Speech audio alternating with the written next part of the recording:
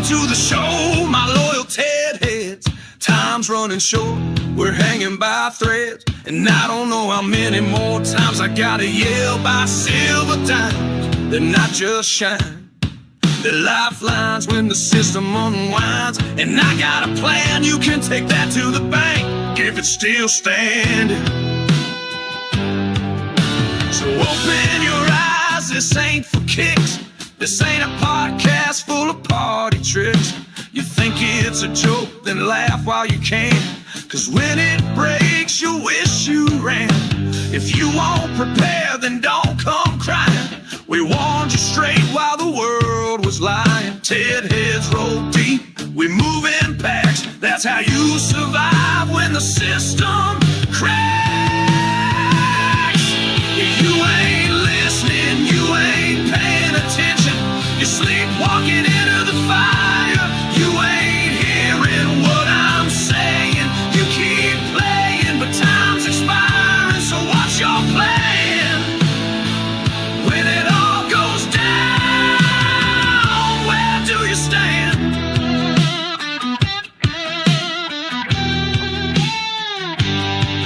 Ted's got a plan, he's drawn the map.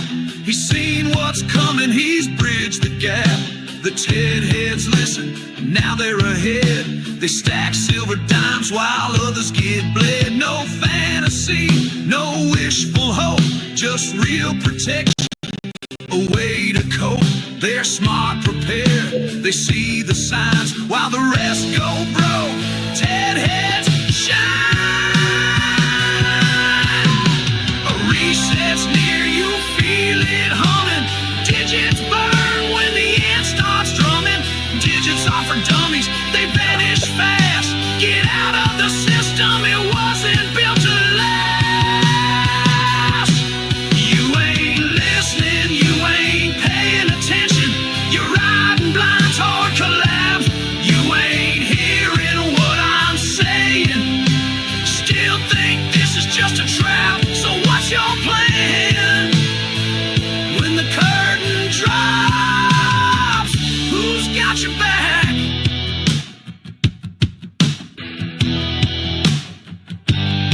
The Ted heads ain't folding, we're built to survive.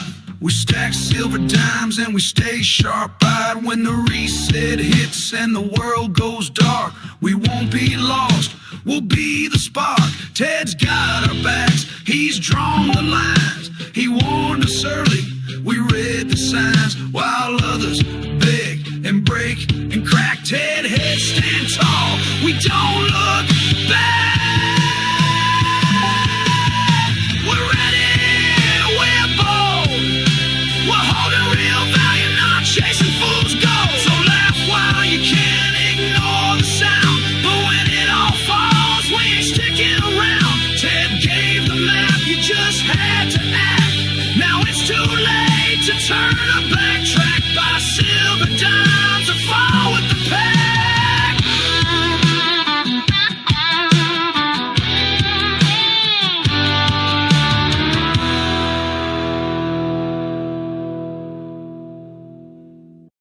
Good morning once again. Welcome to another exciting, enriching broadcast. Today, we're diving into something that's not just important in life, but also deeply relevant in the silver market: patience, tenacity, and noble purpose. How are these three virtues connect to silver? You may be surprised at just how much they align. Let's start talking about patience. I was born with zero. Now, when most of you think about patience, we probably think of waiting for something. Well, that's for a goal to be achieved, a dream to be realized, or even a silver price to reach that sweet spot we've all been waiting for. In the silver market, patience is one of the most critical virtues a person can have. The precious metals market is notoriously cyclical, with long periods of stagnation followed by sudden surges. For the individual investor, it's tempting to jump in and out, riding every wave, but true wealth isn't built overnight, especially not in the world of silver. Consider silver's history. It has served as a store of value for thousands of years, yet for much of the last century, it was pushed to the background, shadowed by gold and manipulated by central banks and financial institutions. But now, more than ever, silver is being recognized for its intrinsic value, and we're seeing a resurgence of interest. This doesn't happen overnight. It's a process that requires patience, waiting for the market to catch up to the reality that silver has so much more to offer. In times like these, when prices fluctuate, patience means holding on to your silver. It means resisting the urge to sell off at every dip, trusting in the long term prospects of this incredible metal. As the market slowly but surely returns to fundamentals, those who have the patience to wait for the right moment will be the ones who reap the rewards. Join us. Next, let's talk about tenacity. Now, tenacity is the ability to keep on going in the face of adversity, to press forward despite challenges, setbacks, or difficulties. I have no lack of this. I got a lot of tenacity, no patience. These two things, how do you even go together? I have no idea. And if there's one thing we know about the silver market, it's that it's no stranger to adversity. From government regulations to market manipulations, from dominance of paper silver over physical silver to the shortage of mining supplies, the obstacles are many, but tenacity is what keeps us going. The silver community has long faced challenges. It's been underappreciated, undervalued, and often overlooked. But it's tenacity, the dogged determination to continue pushing forward despite the barriers, that has brought silver back to the limelight. Investors and enthusiasts alike have kept the faith, even when others wrote silver off as a relic of the past. Just look at the silver mining industry. Over years, many mines have faced closures, environmental concerns, and declining yields. Yet there are always people willing to dig deeper, to innovate, to find new deposits, to create new technologies to make silver extraction more efficient and sustainable. Tenacity is what keeps silver in play, even when it seems like the odds are stacked against it. Now let's talk about a noble purpose. This is where things really get interesting. A noble purpose is about aligning your efforts with something bigger than yourself, striving towards a goal that serves the greater good. In the context of silver, this noble purpose can take many forms. For some, silver is about personal wealth and financial freedom. Or for others, it's about sound money, a hedge against inflation, a protection from the erosion of value in fiat currencies. And for many, it's about the future. Silver is a crucial element in the green energy revolution. It's used in solar panels, electric vehicles, and countless other technologies that are vital to creating a sustainable world. A noble purpose in the silver world means supporting a system of sound money that doesn't rely on whims of central banks or the ever expanding debt of nations. It means investing in something that has intrinsic value and holds the potential to preserve wealth for future generations. Whether it's by owning physical silver, supporting the mining industry, or educating others on the importance of silver, those involved in the silver world are part of something much bigger than themselves. They are contributing to the creation of a more just and stable financial system. Now, when we put these three things together, patience, tenacity, and noble purpose, we get a powerful formula for success in the silver market. Patience allows you to wait for the right opportunities. Tenacity ensures that you'll keep going when things get tough. And a noble purpose gives your efforts meaning, a reason to keep pushing forward even when the road is long and difficult. The silver market, much like life itself, is a journey. It's not about instant gratification. It's about perseverance and staying focused on the long-term goal. Just like the silver you hold in your hands, the path to success requires time to develop, grow, and solidify. And for those who remain committed, those who are willing to be patient, who possess the tenacity to overcome the challenges, and who are willing to be driven by a purpose greater than themselves, the rewards will be rich, I promise. Not just in material wealth, but in the satisfaction of knowing part of something historic, something that will last. Think of the lives of generations to come you will have helped to improve. So, Ted Heads, I encourage you to embrace patience in your silver journey, be tenacious, push forward despite the obstacles, and always remember your noble purpose.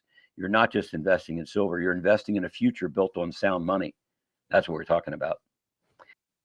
Patriots, what if I told you that while America was celebrating Flag Day Saturday, the 14th of June, 2025, marking the 250th anniversary of the U.S., Army a silent military operation was underway? According to classified sources, Approximately 80 sitting and former members of Congress were arrested and flown out of Washington, D.C. under the cover of patriotic celebration. But these weren't ordinary arrests. These were high-value targets accused of treason, conspiracy, and complicity in crimes so disturbing most Americans would find them unimaginable. Their destination? Guantanamo Bay. Their fate? Military tribunals. What were they charged with? Beyond treason, these officials allegedly had deep connections to an international child trafficking and organ harvesting syndicatia network so vast, it stretches across continents and governments. This wasn't just corruption, this was evil institutionalized. This dark network, according to whistleblowers, was coordinated by globalist operatives embedded in the CIA, the British Crown, and even religious institutions like the Vatican. NATO-linked defense contractors were reportedly involved in funding and protecting the infrastructure, and that infrastructure includes what insiders are now calling a subterranean global trafficking railway. Yes, you heard that right. Built under Cold War-era continuity of government programs, this vast underground high-speed rail system was never shut down. It was privatized and handed over to these globalist handlers. The tunnels allegedly running 5 miles below the surface connect cities like Washington, D.C., Los Angeles, Denver, Rome, Tel Aviv, Geneva, and even Antarctic installations. These deep underground networks contain entire cities, experimental labs, and re-education facilities, some allegedly used for illegal biotech, human experimentation, and trafficking operations. Let that sink in. Taxpayer dollars funded electromagnetic shielding, AI routing systems, and drone surveillance to protect a child trafficking superhighway. And where has this surfaced most recently?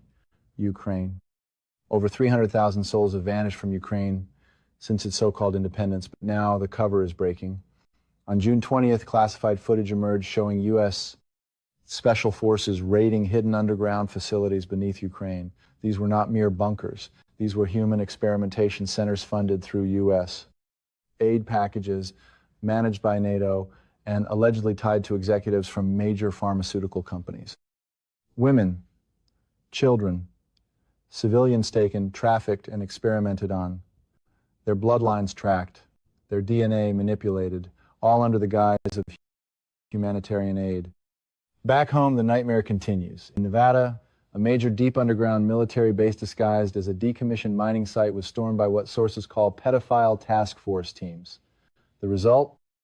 Over 1,200 children freed from cages. Surveillance footage confirms these children were subjected to CIA, MK-Ultra, mind control programming, organ harvesting, and genetic tampering.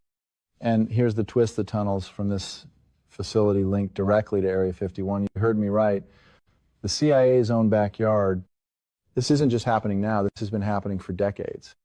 Back in 1965, a survivor named Jenny Hill claimed to witness a child sacrifice ritual under CIA direction in Garden Grove, California.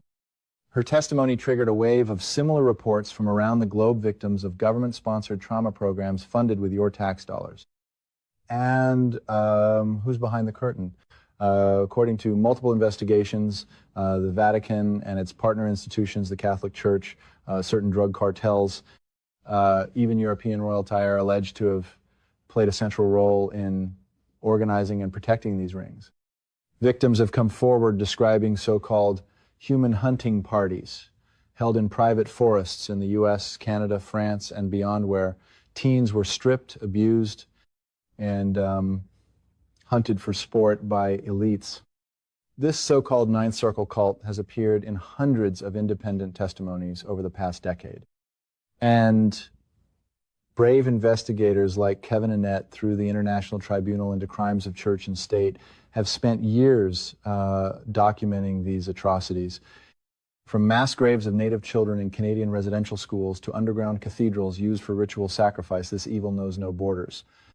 In 2014, the International Common Law Court of Justice handed down verdicts finding Pope Francis, former Pope Ratzinger, and Queen Elizabeth guilty of crimes against humanity, including child trafficking and murder. Arrest warrants were issued. The mainstream media, silent. But now, over a decade later, the truth is returning. The tribunals have begun. The documents are unsealed. The bunkers are breached. And the children are being rescued. This isn't just about justice. This is about redemption. The system is falling apart. The curtain is being pulled back, and those who once hid in shadows are now facing the light. The deep state is terrified. Their gates won't hold, their strongholds are exposed, and no amount of distraction, deception, or denial will save them now. The Great Awakening is not coming. It's